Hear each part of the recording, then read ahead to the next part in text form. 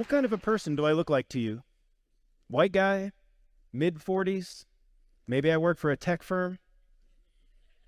I'm sure these tattoos suggest to you that I could very quickly get you to a microbrewery.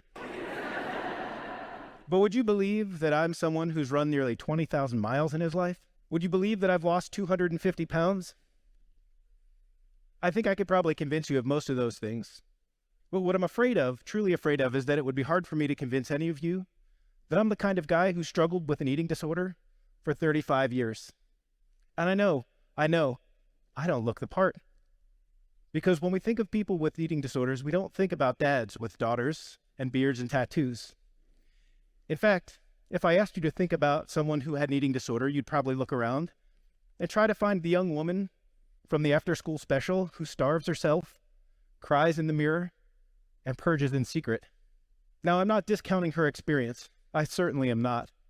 In fact, when I see someone who looks like this, it breaks my heart. It breaks my heart because I have felt and done the things that she has done for a very long time.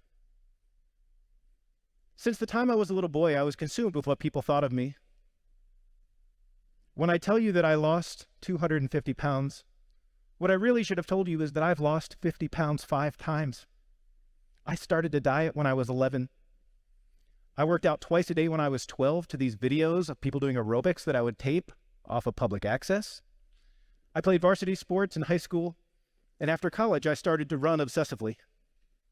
Now I have to tell you, no matter how many times, how religiously I did those things, no matter how much weight I lost, I never saw the body I wanted and truly needed in the mirror. Beyond the impact to my physical health, the anxiety consumed me to the point where I had to force myself to go to events with friends and force myself to go to work events. And that's a lot. I've started and sold a company. Now, what I have to tell you is that probably the hardest part of it all was struggling in secret. I never talked to my friends or my family, never mind my doctors, about what I was doing, what I was feeling. Truly, that was the hardest part. 5 years ago, I finally sought help. I found a therapist. She helped me deal with a lot of the emotional issues that I had. I also connected with a community of people online who were going through the same things, and I have to tell you, not a single one of them looked like me. Today I'm standing in front of you. My body is as big as it has ever been, but I have to tell you my emotional and mental health are better than they've been in a long time. I focus on being healthy, not skinny. Thank you. I focus on being healthy and not skinny. And today I can tell you that most days I like my body. So that's a lot. Before I stepped onto this stage, I probably shared this story with 20 people. I'm here sharing it with thousands of you tonight, not because I need your compassion or your pity or your applause, although I like those. I'm not here telling you because I think that my story is unique. In fact, I am here telling you this story because I am certain I am not unique. In America, 1 million men struggle with eating disorders. In fact, men make up 25% of all cases of anorexia and bulimia. Gay and bisexual men are 10 times more likely than their straight friends to deal with these issues. Now, men are less likely to starve themselves to lose weight, but are certainly much more likely to use excessive exercise to lose, and for some guys, gain weight. Men who struggle with eating disorders are also very likely to struggle with anxiety, depression, and substance abuse. So look at me. Take a good look. If you believe that someone who looks like me with this beard and these tattoos could be struggling with an eating disorder, think about those people around you today who might also be suffering. Now, I'm confident that if we can broaden what we think of when we think of eating disorders, we can save lives. Part of the challenge is that our friends and our families and our doctors don't recognize the symptoms. They don't expect to see us because we don't look like that young woman in the after-school special. In interviews with family physicians, they revealed that they lack the training, through no fault of their own, to recognize, diagnose, treat, and even talk about these issues with their patients.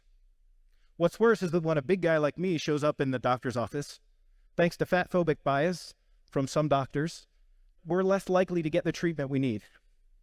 In fact, there was a recent study of 122 doctors, and in that study they presented doctors with fake charts from fat patients and skinny ones. And what they revealed through this study is that doctors were likely to spend 28% less time with fat patients than skinny ones. with some doctors stating that they found it was a waste of time to offer fat patients advice compared to offering the same advice to a skinny patient. So again, I tell you, if we can broaden our perspective and we can recognize these things and provide people with the help they need, we can save lives. I'd like to tell you about somebody else who struggled with these issues. This is my dad. I got a call from my dad just about this week last year. He had been avoiding his cardiologist.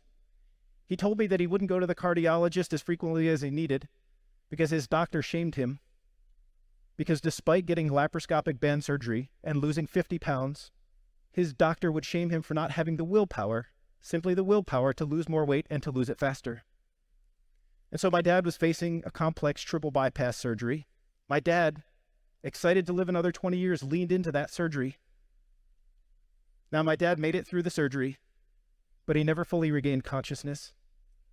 6 weeks later, on a rainy day in June, my dad passed away in the surgical ICU at a hospital in New Jersey. I was holding his hand. Now, my father and I never once talked about disordered eating while he was alive. But it's clear to me he struggled with those issues for more than 50 years. They certainly seem like they've contributed to his early death.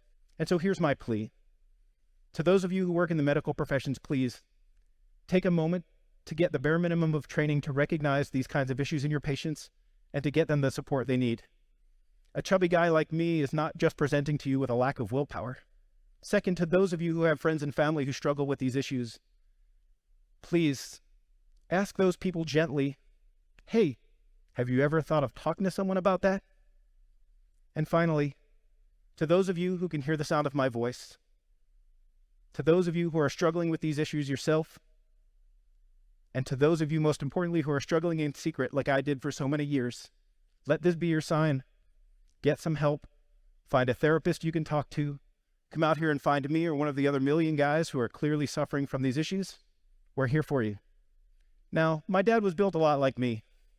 It's probably more correct to say that I was built a lot like him. He was 5 inches shorter than I was. He certainly didn't have a great beard like this. But I'll tell you, if I put this image up here 10 minutes ago and said, what do these two Italian guys have in common? The last thing you would have said was that they both struggled with disordered eating.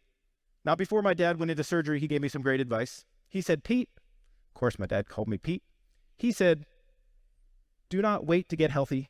Get the help you need and get it today. And so I leave all of you, everyone here, everyone listening with that same advice from my dear old dad. Do not wait to get healthy. Get the help you need and get it today. Thank you.